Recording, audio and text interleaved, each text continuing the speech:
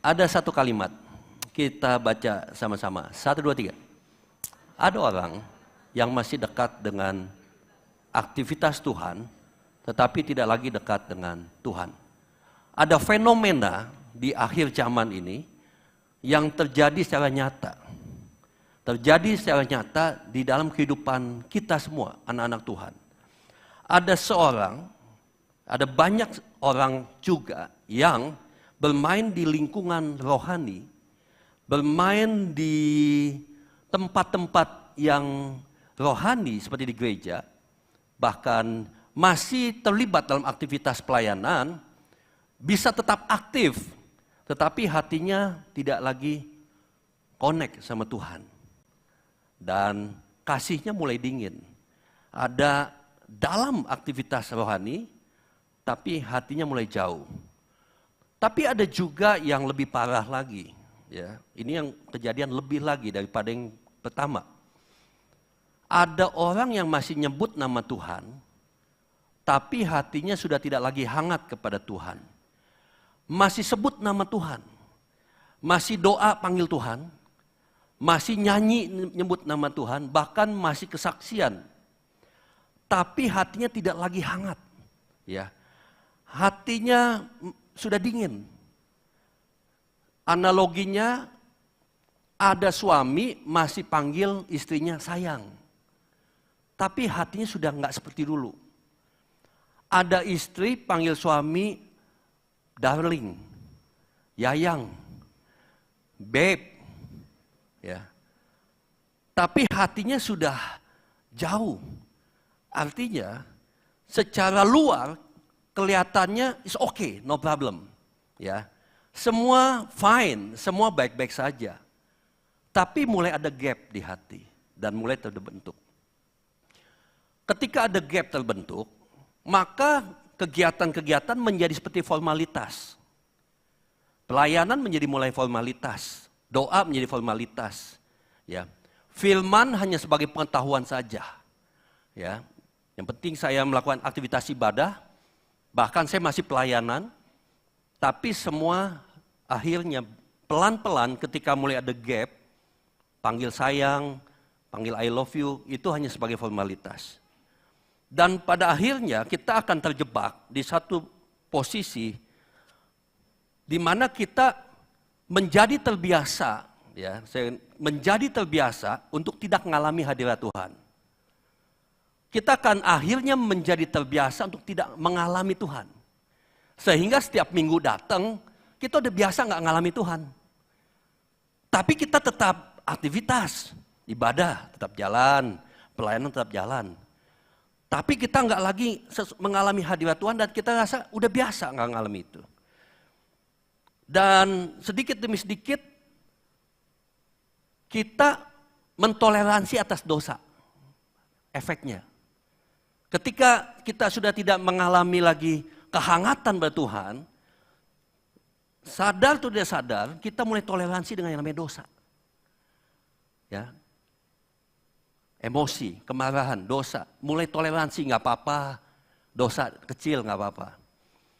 Dan sedikit demi sedikit kalau ada luka, lukanya nggak dituntasin. Ada kepahitan, kepahitannya nggak dituntasin, disimpan aja. Ya.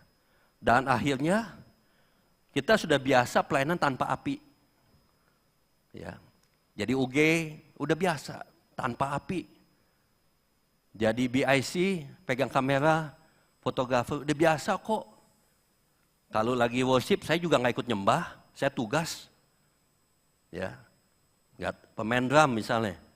Kan main drum ya. Udah biasa main drum. Nggak lagi ngerasakan hadirat Tuhan. Ya.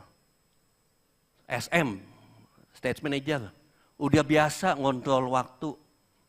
Sampai day by day, week by week, udah biasa nggak ngalami hadirat Tuhan. Ya. Jadi ada orang yang masih menyebut nama Tuhan, tapi hatinya sudah tidak lagi hangat sama Tuhan. Ada orang yang masih dekat dengan aktivitas Tuhan, tapi dia seperti begitu. Dia tidak lagi dekat dengan Tuhan. Nah, artinya apa? Ada orang tidak merasa sedang jalan mundur. Karena ibadah biasa, ya, pelayanan biasa, latihan seperti biasa. Tidak merasa sedang jalan mundur, kenapa? Karena merasa semua biasa aja dan semua oke-oke aja. Ya. Padahal biasa-biasa aja itu yang sangat berbahaya hari ini. Hari-hari ini yang namanya biasa-biasa saja dan oke-oke saja, itu justru yang sangat berbahaya. Ya. Itu yang katanya tidak panas, tidak dingin. Lebih baik mau panas-panas, dingin-dingin. Ya. Coba kita ikuti ucapan saya. Biasa-biasa saja, itu sangat berbahaya. Sekali lagi, biasa-biasa saja, itu sangat berbahaya. Jadi kalau saudara sampai hari ini merasa biasa saja dan merasa oke, maka saudara itu masuk dalam posisi yang berbahaya. Ya. Karena pada saatnya nanti, di satu titik, saudara ketika baru sadar, saudara ada sulit sekali bangkit. Ketika saudara aware bahwa saudara sudah jauh menyimpang dari kasih saudara akan sebuah pelayanan, pada satu titik ketika saudara sadar, sulit untuk balik. Ya. Jadi kenapa orang yang dahulu dipakai dengan luar biasa, tapi begitu dia keluar dan tidak pelayanan lagi atau bagaimana, sulit untuk kembali lagi. Ya. Jadi, saya ada penyakit apa di dunia kedokteran yang orang nggak sadar waktu dia kena, dia bisa meninggal. Itu namanya silent killer. Penyakit di kedokteran ada yang namanya silent killer, yang ketika orang nggak sadar, waktu dia kena serangan dia meninggal. That's the problemnya ini. Penyakit merasa biasa aja dan semua oke, nggak pernah check up, nggak pernah introspeksi diri, nggak pernah evaluasi diri. Bahkan ini bisa sampai semua level di pelayanan, level bawah, staff sampai level gembala termasuk saya. Ada satu penyakit silent killer yang kita nggak sadar sebetulnya kita sudah jatuh lebih begitu dalamnya. Ya, bahkan bisa langsung seperti 5 gadis bodoh, dia nggak sadar. Waktu Tuhan datang, dia sudah padam apinya. 1 Korintus 10 ayat 12 dikatakan, siapa yang menyangka bahwa ia teguh berdiri, hati-hatilah supaya ia jangan jatuh. Dalam 1 Korintus 10 ayat 12.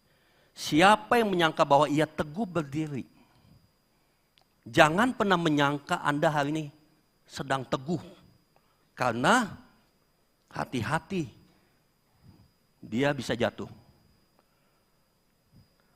Nah, orang lain nggak akan tahu. Bahkan kita pun kadang nggak sadar posisi kita. Yang tahu pasti Tuhan. Karena Tuhan melihat hati kita. Katakan amin. Oleh sebab itu pada saat ini saya kasih tema, saat hati mulai menjauh. Ya. Mudah-mudahan ini bisa jadi buku juga. Saya lagi coba menulis sebuah buku ya. Mudah-mudahan ada peninggalan lah buat anak cucu. Ya. Kubur kosong membuktikan apa? Kubur kosong membuktikan Yesus hidup. Gereja kosong membuktikan apa Cai? Hah? Gereja kosong membuktikan? Kalau tadi Yesus hidup, kalau gereja kosong membuktikan? Gereja mati. Masa gereja hidup? Nggak ada yang datang, gereja hidup lu, nggak ada yang datang. Oh, ya. Gereja kosong membuktikan gereja mati. Tapi hari ini, gereja penuh pun tidak membuktikan gereja hidup. Era hari ini, gereja penuh pun tidak membuktikan gereja masih memiliki api. Ya.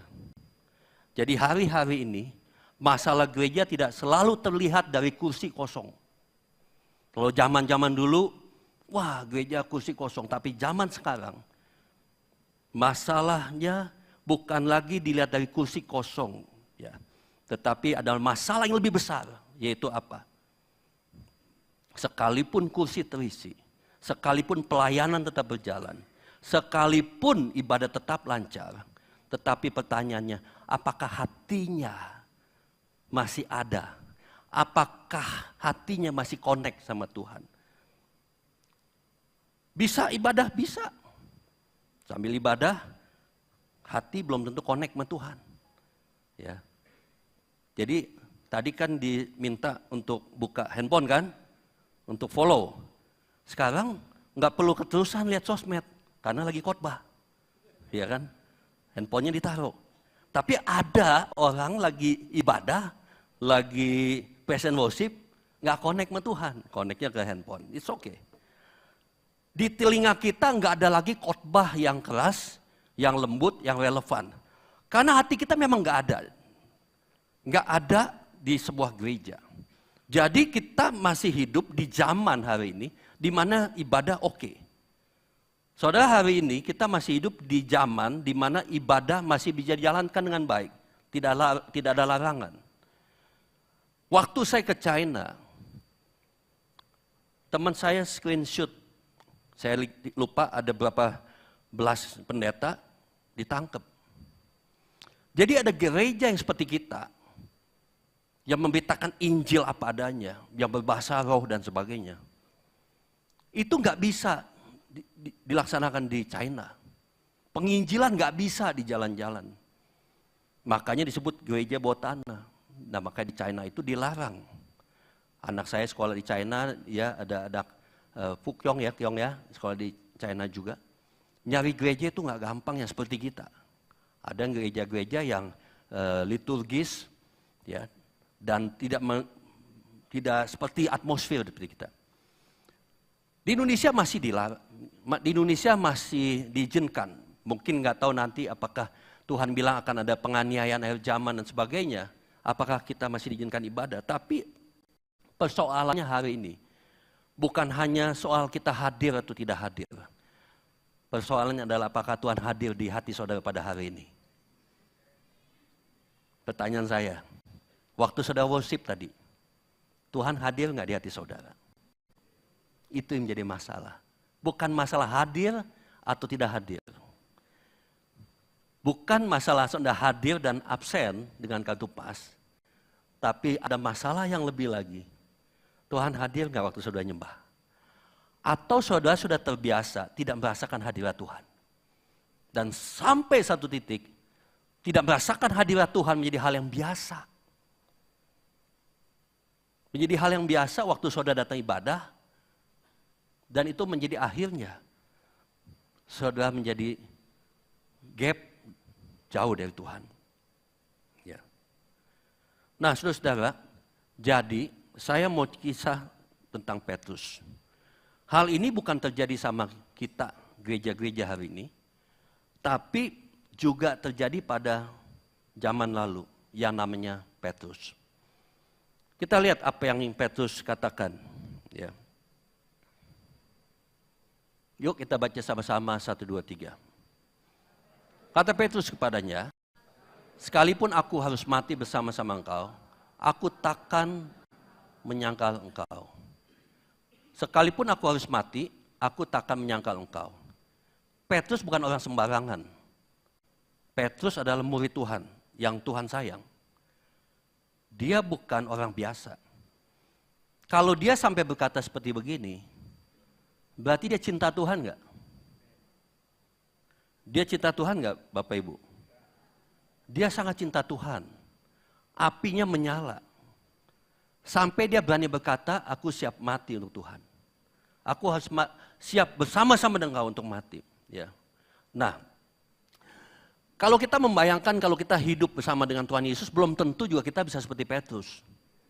Ketemu Yesus, lalu kita menjadi murid dia, belum tentu kita berani berkata, saya siap mati untuk Tuhan. Kita nggak pernah kenal dia, nggak pernah ketemu dia, nggak pernah dengar khotbah. Zaman dulu Petrus nggak pernah dengar khotbah. Beda sama kita yang udah ribuan kali, ratusan kali datang ke gereja dan kenal siapa Yesus. Tapi seandainya kita seperti Petrus zaman waktu itu dan ukuran kita saat itu, apakah kita bisa seperti Petrus yang begitu bisa berkata aku siap mati untuk engkau? Belum tentu. Bahkan hari ini juga belum tentu ada yang berani bilang aku siap mati untuk Tuhan. Mungkin sampai hari ini mungkin belum tentu semua kita. Apakah benar saudara siap mati untuk Tuhan? Ya. Tapi apa yang Petrus katakan tidak bertahan lama. Tidak lama kemudian ternyata Petrus menyangkal Yesus 3 kali. Saudara udah tahu ceritanya kan? Jadi artinya apa? Di dalam status di mana api yang menyala, di dalam status yang dikatakan dia begitu cinta sama Tuhan, tetapi dia bisa berubah. Dia bisa menyangkal Yesus 3 kali. Ya. Enggak bertahan lama. Jadi artinya apa yang tadinya dikatakan begitu cinta, api menyala, itu bisa berubah. Ya. Jadi cinta yang kita bilang saya siap, saya setia melayani Tuhan, ternyata itu bisa berubah. Kasih itu ternyata bisa berubah. Saudara bisa bilang, saya dipakai Tuhan. Yes, waktu lalu saya dilawat Tuhan. Saudara bisa kesaksian, Tuhan jamah hati saya. Saya mengalami Tuhan, itu waktu lalu. Tapi hari ini di mana posisi kita? Ya. Menurut saudara, dosanya Petrus itu dosa yang fatal apa tidak?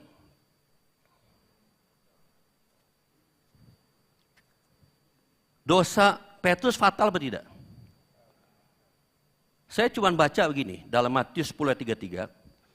Barang siapa menyangkal aku di depan manusia, aku juga akan menyangkalnya di depan Bapakku yang di sorga. Jadi satu dosa yang membuat Tuhan gak mau mengakui manusia di hadapan Bapa, penyangkalan. Ada dosa-dosa yang lain, dosa menipu, dosa mencuri, dosa membunuh. Ya, artinya semua dosa Tuhan datang, Tuhan bisa mengampuni dan sebagainya. Tapi ada satu dosa yang gak mau mengakui Yesus, maka dia tidak mengakui di hadapan Bapa. Jadi kalau saya mau bilang, Petrus ini dosanya fatal banget. Seorang murid Tuhan, seorang yang luar biasa dipakai Tuhan, seorang yang penuh dengan api yang menyala, tanpa sadar bisa melakukan dosa yang sangat fatal. Dan itu terjadinya di kalangan murid Tuhan. Ya. Saya yakin Petrus nggak sadar waktu dia menyangkal. Ini problem di mana kita sering nggak menyadari posisi kita. Bahwa ternyata kita sudah jauh jatuh. Ternyata tidak punya kasih pada Tuhan, that's problem.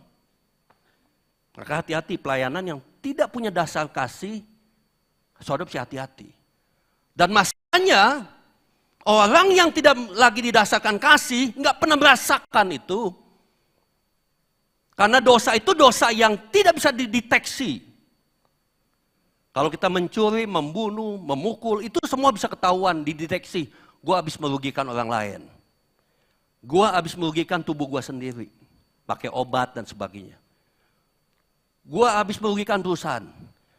Ya.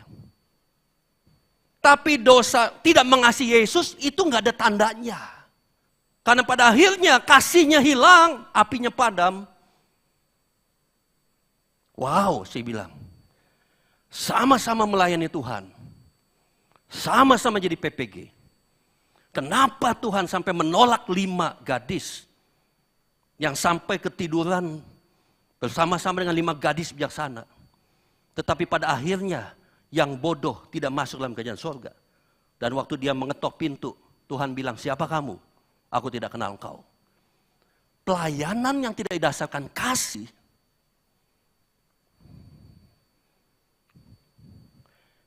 itu sama dengan menolak dan menyangkal Yesus.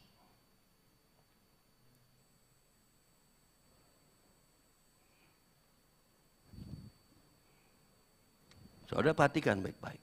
Siapapun di sini yang main keyboard, main drum, main gitar, jadi UG, stage manager, bahkan pengkhotbah,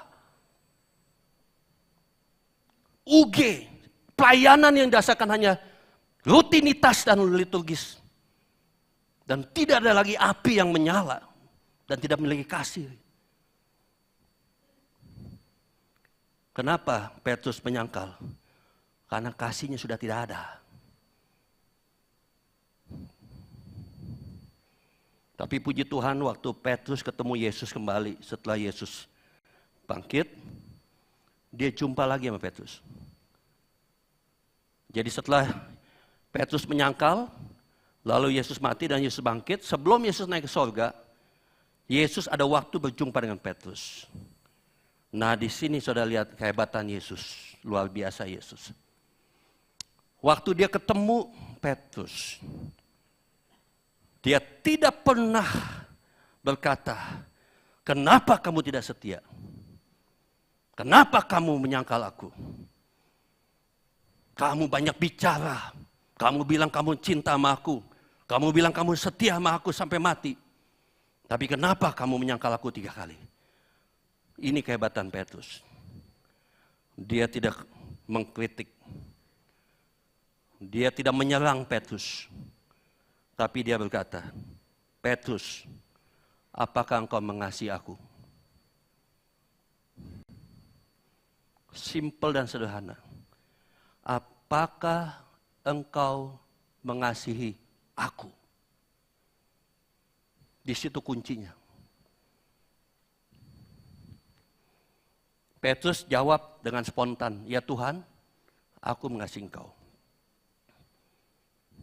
Tuhan tanya yang kedua, pertanyaan yang sama. Apakah engkau masih mengasihi aku? Ya Tuhan, aku mengasihi engkau. Kenapa kamu menyangkal aku? Tidak. Dia tanya yang sama ketiga. Apa yang dia tanyakan? Yang ketiga, apakah engkau mengasihi aku? Sampai pertanyaan 3, Petrus hancur hati nangis.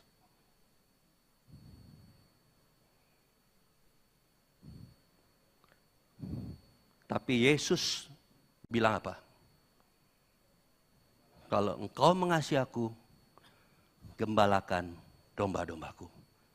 Yang lama dia udah lupa. Yesus udah lupa yang lama. Dia udah gak peduli masa lalu Anda. Anda mau menyangkal dia, Anda mau tidak setia sama dia. He forget it. Dia gak mau peduli masa lalu. Dia hanya fokus ke depan. Kalau engkau mengasihi aku, gembalakan domba-dombaku. Mari kita lihat ke depan, jangan ke belakang. Tuhan tidak ungkit-ungkit masa lalumu. Tapi Tuhan mengajak Petrus, yuk kita jalan sama-sama ke depan. Gembalakan domba-dombaku. Layani jiwa-jiwa dengan sungguh-sungguh.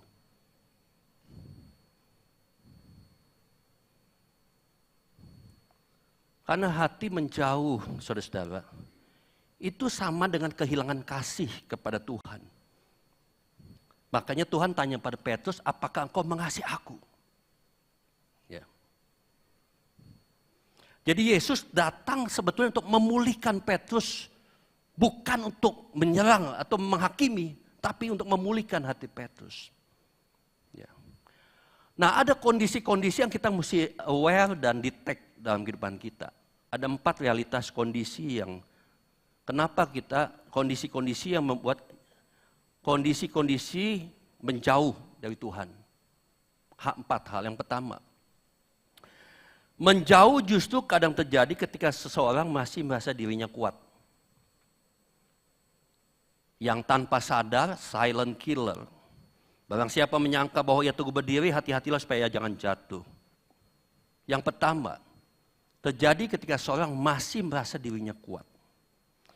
Kelemahan seseorang justru pada waktu dia sedang merasa hebat dan kuat. Ya. Mike Tyson lupa diri saat dia sedang di puncak. Sehingga Mike Tyson berkata, saya kehilangan kendali diri karena merasa sudah di atas awan. Dan sehingga dia lupa Dia melakukan perbuatan-perbuatan yang tidak baik.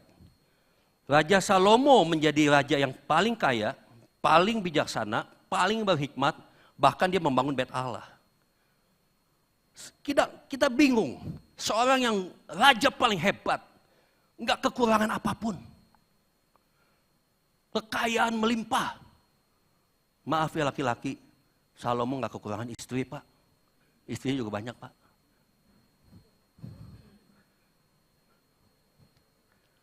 Artinya segalanya ada. Tapi justru di puncak dia jatuh jadi penyembah berhala. Simpson yang tidak terkalahkan dianggap enteng hubungannya. Dia anggap biasa-biasa saja berhubungan dengan seorang wanita yang bernama Delila. Sampai akhirnya tanpa sadar, selalu kejatuhannya tanpa sadar. Dan akhirnya dia jatuh di tangan Delila dan akhirnya dia ditangkap dan kehilangan kekuatannya. Malaikat yang termulia, yang paling hebat, paling mulia, yang ada di sorga. Yang sudah di puncak kemuliaan. Yang bernama Lucifer. Bayangin, udah jadi malaikat tertinggi saja. Masih bisa jatuh. Membawa sepertiga sorga memberontak pada Tuhan. Artinya, kejatuhan atau menjauh dari Tuhan seringkali terjadi ketika kita merasa kuat dan kita sudah lakukan the best. Alarm kita mati. Fungsi alarm kita karena kita sudah di tempat yang tinggi. Raja Usia, Alkitab mencatat, setelah ia menjadi kuat, ia menjadi tinggi hati, ia melakukan hal yang merusak. Usia di Alkitab. Dia menjadi kuat dan dia menjadi tinggi hati. Dan akhirnya problem. Problemnya adalah apa? Sense of urgency. Ada alarm yang mati.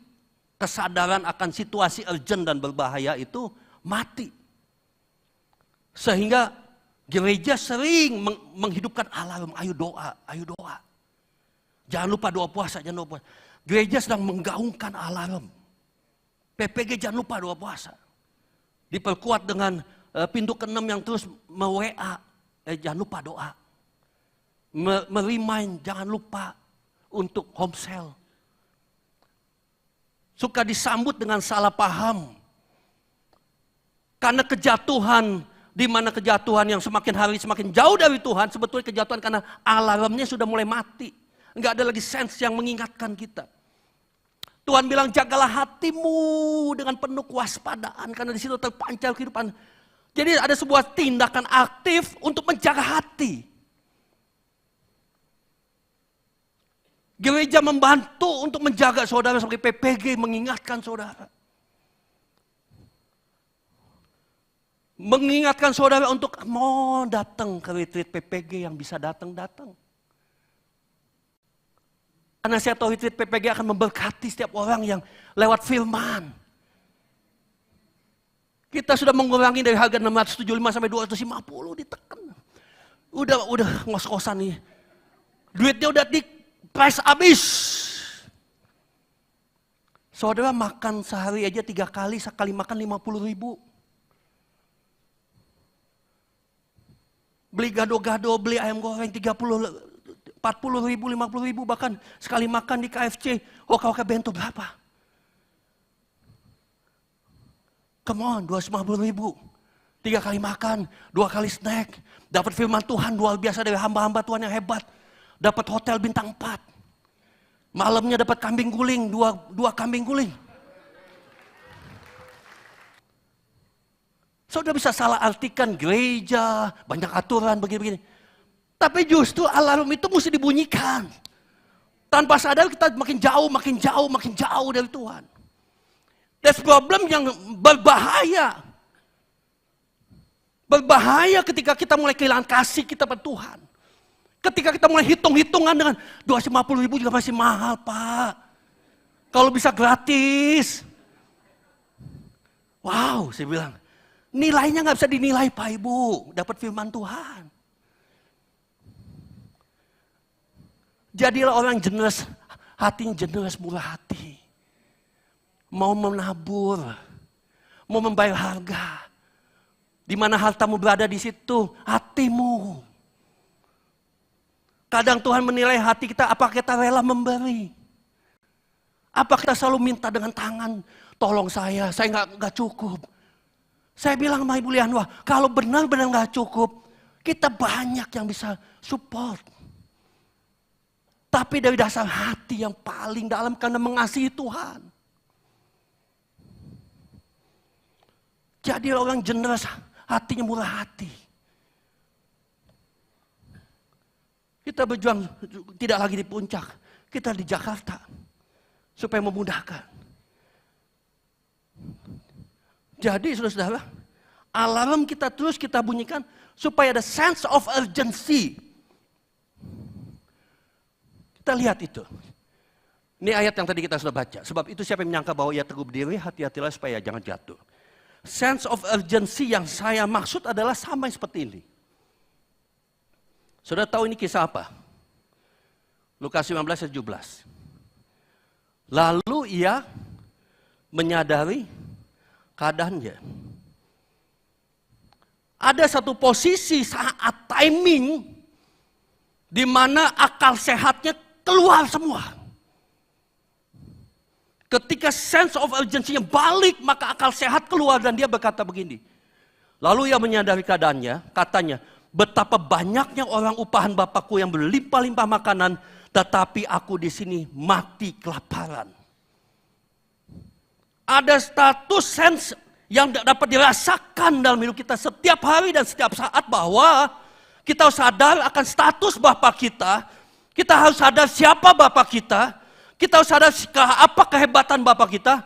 Dan sadar apa siapa diri kita, posisi kita, siapa kita, apa identitas kita. Sadar antara perbedaan yang salah dan yang benar.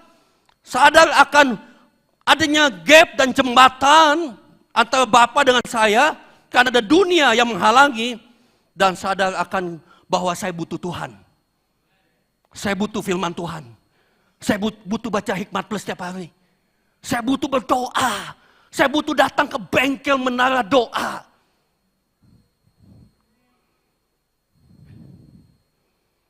Sense of urgency seorang anak yang terhilang baru sadar. Bapak saya hebat. Bapak saya punya kemampuan. Lalu setelah dia sadar, lalu dia di dalam ayat 18, dia berkata begini, keputusan terjadi. Kesadaran melahirkan sebuah keputusan. Aku akan bangkit dan pergi kepada Bapakku dan berkata kepadanya, Bapa, aku telah berdosa terhadap surga dan terhadap Bapa. Setelah sadar, baru timbul pengakuan dan bahwa dia berdosa. Dan keputusannya kembali, makanya perlu yang namanya sense of urgency setiap hari. Makanya Tuhan bilang, renungilah Taurat Tuhan siang malam. Dalam Yosua 1:8, janganlah engkau lupa memperkatakan kitab Taurat ini, tapi renungkanlah itu siang dan malam, supaya engkau bertindak hati-hati sesuai dengan segala yang tertulis dalamnya, sebab dengan demikian perjalananmu akan berhasil dan engkau akan beruntung. Jadi ternyata baca Alkitab itu untuk meningkatkan sense, kepekaan. Begitu kita menyimpang sedikit, kita sadar gue salah. Tapi kalau dia nggak punya kepekaan, maka dia tanpa sadar. Dia sudah kehilangan kasihnya, dia makin jauh dari Tuhan. Dan semua oke-oke saja, dia tetap bisa melayani dengan talenta dia. Dan orang banyak yang tetap diberkati oleh dia.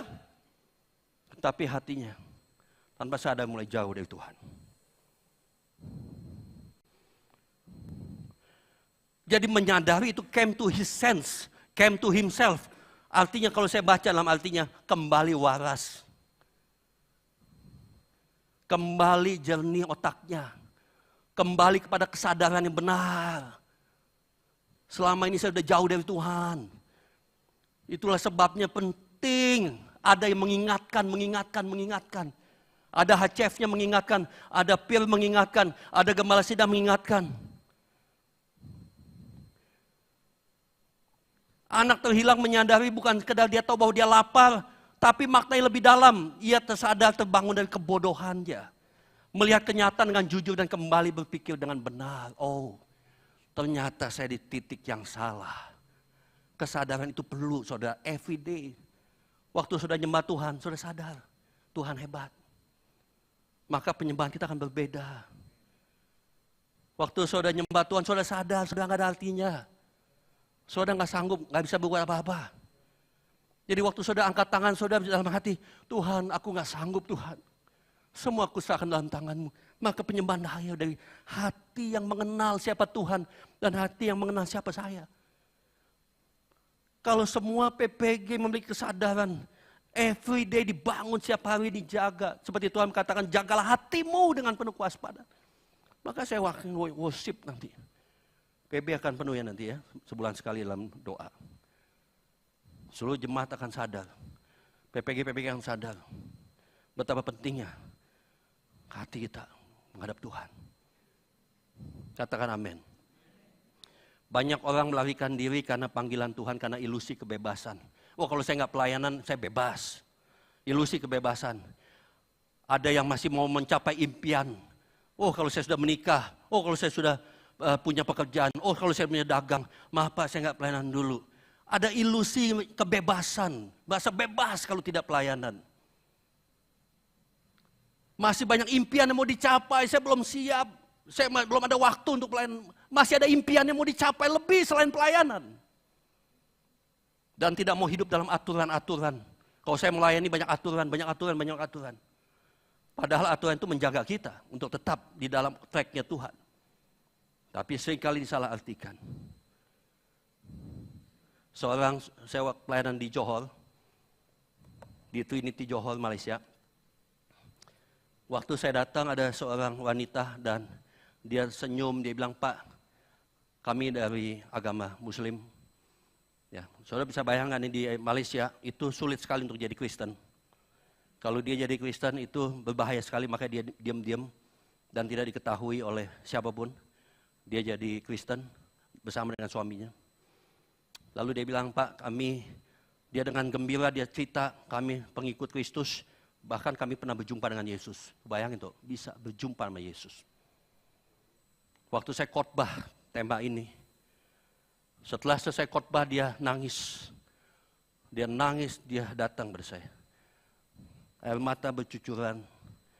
Pak, sudah lama saya tidak mengalami Tuhan. Sejak saya mulai menikah, sejak saya sudah mulai sibuk dengan bekerja dan saya punya anak, saya sudah tidak ada waktu lagi fokus untuk setiap hari bisa datang pada Tuhan. Dan saya mau coba balik, nggak bisa Pak, tetap sulit sekali untuk kembali. Saya mau seperti dulu waktu pertama kali saya alami Tuhan, tapi nggak pernah bisa. Selalu gagal.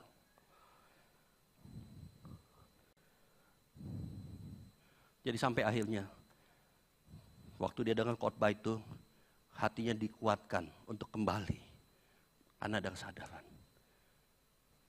Yang kedua, Welsingnya untuk maju depan. 4 realitas kondisi menjauh. Yang kedua apa? Menjauh tidak selalu diawali dengan niat meninggalkan Tuhan atau mendapat tekanan luar. Menjauh tidak selalu diawali dengan niat.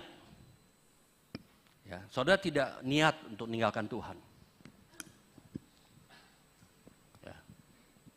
Dan bukan dapat tekanan luar, tapi menjauh. Yang ketiga, bahkan menjauh bukan saat kadang melakukan dosa.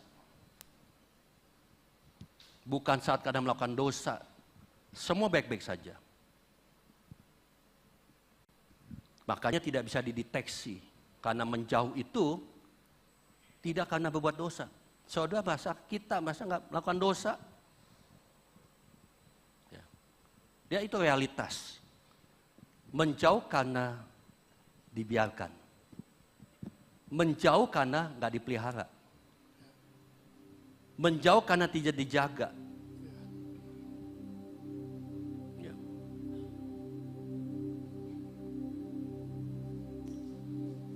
Karena hati yang tidak dijaga, tidak diawasi, anggap remeh. Saudara perhatikan, menjauh bukan karena dosa. Menjauh dari Tuhan bukan karena dapat tekanan. Menjauh dari Tuhan bukan karena sedang lemah, tapi sedang kuat. Kenapa bisa menjauh? Karena tidak diawasi hatinya. Karena tidak dijaga. Ya. Kita baca sebagai ayat penutup. Jemaat Efesus. Kita baca sama-sama 1, 2, 3. Namun demikian, aku mencela engkau. Karena apa? Engkau telah meninggalkan kasih semula. Yang dicela karena apa? Karena dosa. Ya, Tuhan pasti nggak happy dengan dosa. Tapi ada yang Tuhan komplain berat. Kejadian di sebuah gereja, jemaat Efesus. Karena meninggalkan kasih-Mu yang semula. Lalu Tuhan katakan apa? Sebab itu, ingatlah apa? Betapa dalam di mata Tuhan, pelayanan tanpa kasih jatuhnya dalam banget. Tapi nggak bisa didetek. Seolah-olah semua jalan biasa aja, oke-oke aja. Makanya perlu setiap kita punya alarm yang khusus, yang begitu ekstra. Sebab itu ingatlah betapa dalamnya engkau telah jatuh, bertobatlah dan lakukanlah lagi apa yang semula engkau lakukan. Jika tidak demikian, ada warning ya dari Tuhan, aku akan datang kepadamu dan aku akan apa?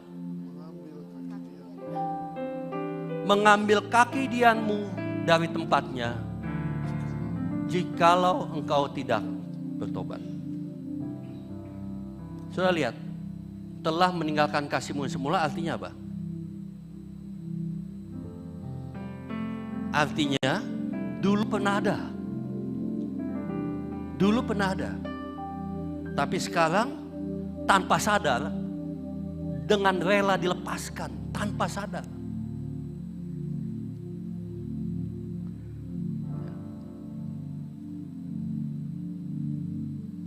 Kenapa orang yang seperti ini susah untuk balik? Seperti apinya menyala seperti dulu. Karena di dalam Alkitab jelas, karena engkau telah begitu apa?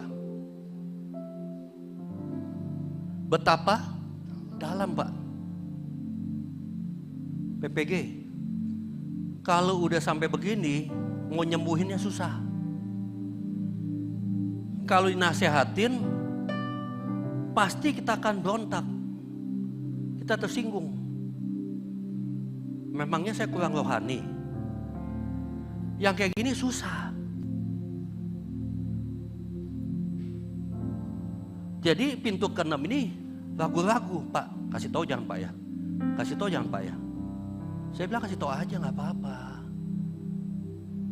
Kalau udah lama nggak doa ya doa dong. Homesale-nya udah lama nggak jalan, Pak. Ya kasih tahu aja, Pak Daniel. Gak usah ragu-ragu. Kenapa homesale kamu libur melulu? 2 minggu libur, 3 minggu libur. Kesian dong domba-dombanya. Kan domba-domba Tuhan bilang gembalakanlah domba-dombaku. Tapi ACF-nya meliburkan melulu. Ada acara inilah, acara itulah. Akhirnya yang tadinya jumlahnya mungkin 20 jadi 15, 15 jadi 10. Lama-lama homesale-nya tinggal 2. Kenapa? Karena gak dikasih makan. Ya kasih tau aja, mau siapapun di sini nggak ada yang malaikat kok. Mau level atas sampai level bawah kasih tau aja. Di sini nggak ada yang orang penting di hadapan Pak Daniel, semua sama. Mau yang pelayanannya 20 tahun, 30 tahun, 50 tahun, siapapun dia, mesti diingatkan. Oh dia Pak orangnya galak Pak, vokal Pak. Kalau dikasih tahu dia komplain, dia tersinggung Pak. You takut Tuhan apa takut manusia? Nanti dia kabur pada gereja. Berarti kan belum sevisi sama kita. Kalau visinya nggak sama, buat apa? Kita ngajaknya ke Bandung, dia maunya ke Surabaya. Kita mau jalan ke sana, kita bangun nilai. Lalu dia tersinggung, susah amat di sini. Berarti belum sevisi, cari punya visi yang sama. Soalnya kalau kita mau ke Bandung, saudara nggak mau saya mau ke Surabaya, ya nggak akan bisa. Jadi busnya nggak jalan-jalan. Nunggu penumpangnya nggak mau naik-naik. Kemana? Ke Bandung? Enggak, aku maunya ke Surabaya. Ya nggak bisa. Pak Daniel, Pak Brian, Pak Loa, silakan. Mau yang namanya UG, Victor Worship, siapapun dia, pemain musik yang paling hebat sekalipun di sini. Kameramen, no problem, kasih tahu aja. Kita melayani Tuhan, Raja di atas segala raja. Dan Tuhan minta kita untuk kita kasih tahu. Pergilah jadikanlah semua bangsa muridku dan baptislah dan ajarlah. Mesti diajar, dikasih tahu apa yang mesti dilakukan.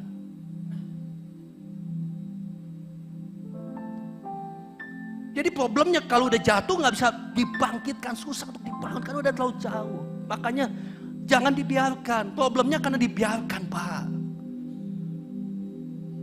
Pintu 6 tolong evaluasi dong. 2 minggu sekali kasih tahu ini, atau 4 sebulan sekali info, ngobrol sama HCF-nya. Kenapa PPG ini udah makin jauh? Ngomong dong ke HCF-nya. Jangan sungkan, Pak. Ini gereja, Pak. Gereja Tuhan, tidak boleh sungkan. Tentu dengan kasih kita bicara, betul? Dengan kasih, dengan muka yang senyum. Pintu 6 mesti latihan senyum. Ya, kasih kopi gitu ya, ajak makan. Pintu 6 mesti ramah, karena kita keluarga, kita family di sini. Tanpa kasih yang semula, orang telah jatuh atau cacat di mata Tuhan. Saya tutup ya, dengan ternyata, saya tutup ya. Ini kan Tuhan bilang kamu telah jatuh. Kamu telah kehilangan kasih mula-mula. Ternyata kondisinya di sebelum ayat ini Tuhan bilang apa? Aku tahu segala kerjaanmu. Baik jerih payahmu maupun ketekunanmu, kerja kerasmu, pelayananmu Tuhan tahu.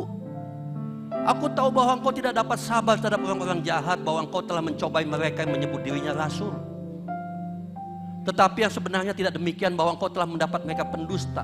Dan engkau tetap sabar dan menderita oleh karena namaku. Ternyata jemaat Efesus bukan jemaat yang malas, bukan jemaat yang gak disiplin, jemaat yang tahu aturan. Bukan masalah doktrin. Bahkan dikatakan jemaat yang rela menderita oleh nama Tuhan. Bukan jemaat yang gak mau kerja, semua mau kerja keras. Tuhan hargai di situ. Bayangkan, yang kerja keras saja, Pak. Ukuran Tuhan ternyata bukan dari kerjanya saja, tapi dari hatinya, Pak. Boleh kerja keras, boleh seminggu datang pelayanan 3 kali. Tapi ukuran Tuhan bukan cuma dari situnya, tapi dari hatinya. Apakah Tuhan hadir di hati dia? Apakah Tuhan nyata dalam hati dia? Tuhan puji, tapi akhirnya Tuhan bilang kau telah jatuh betapa dalamnya. Jadi kuncinya di mana, Pak? Mari PPG terhubung sama Tuhan kembali seperti waktu lalu kita pernah terhubung. Kasih makan kasih kita, connect sama Tuhan. Ya. Kita baca ayat ini sebagai penutup. Yohanes 15 ayat 5 sampai 6. Chan, tolong bantu bacakan, Chan. Yohanes 15 ayat 5 sampai 6. Akulah pokok anggur dan kamulah ranting-rantingnya. Barang siapa tinggal di dalam aku dan aku di dalam dia, ia berbuah banyak, sebab di luar aku kamu tidak dapat berbuat apa-apa. Barang siapa tidak tinggal di dalam aku, ia dibuang keluar seperti ranting dan menjadi kering. Kemudian dikumpulkan orang dan dicampakkan ke dalam api, lalu dibakar. Di luar aku kamu tidak dapat berbuat apa-apa. Barang siapa tidak tinggal dalam aku, ya dibuang seperti ranting. Kuncinya kasih dari mana? Hubungan, Pak. Mau jaga kasih kita sama Tuhan, hubungan dijaga. Jaga hati kita dengan konsisten setiap hari. Ikuti firman Tuhan, hukum-hukum Tuhan. Demikianlah firman Tuhan. Tuhan Yesus memberkati kita semua. Amin. Selidiki aku, lihat hatiku, apakah ku sungguh mengasihi Yesus yang Maha Tahu dan menilai hatiku. Tak ada yang tersembunyi bagi. Selidiki aku, lihat hatiku, apakah ku sungguh mengasihi Yesus, Kau yang Maha Tahu dan menilai hidupku. Tak ada yang tersembunyi bagimu. Telah kulihat kebaikanmu yang tak pernah habis di hidupku. Ku berjuang sampai akhirnya Kau dapati aku tetap setia. Telah kulihat kebaikanmu yang tak pernah habis di hidupku. Ku berjuang sampai akhirnya Kau dapati aku tetap telah kulihat. Oh haleluya. Kebaikanmu yang tak pernah habis di hidupku. Ku berjuang sampai akhirnya Kau dapati aku tetap setia. Telah kulihat kebaikanmu yang tak pernah habis di hidupku.